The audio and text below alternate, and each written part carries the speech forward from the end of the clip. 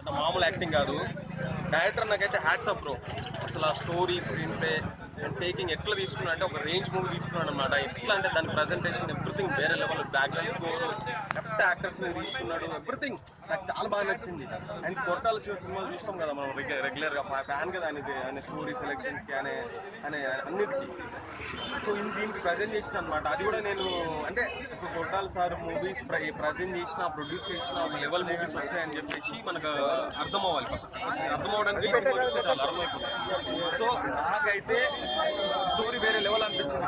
మన ఆయన ఆయన మా ముస్తఫా సత్య అన్న యాక్టింగ్ అయితే అసలు ఎంత రియలిస్టిక్, ఎంత యూనిక్ గా ఉందంటే వేరే లెవెల్ అనమాట. మామూలు కాదు. ఇందులో లక్ష్మణ్ ఉన్నాడు, ఆర్ఎక్స్ అనేది ఫ్రెండ్ క్యారెక్టర్ వేసినప్పుడు.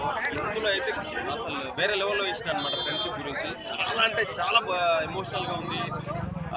అంటే ఈ జనరేషన్ లో పోలీసులు ఎట్లున్నారు ఏంటి, అంటే వాళ్ళ స్వార్థం కోసం అంటే అన్ని చేసి, నేను స్టోరీ అసలు రివీల్ చేయట్లేదు బ్రో. స్టోరీ పాయింట్ ఒకటే చెప్తున్నా, ఫ్రెండ్షిప్ కోసం ఏమైనా చేస్తాం బ్రో, ఏమైనా చేస్తాం.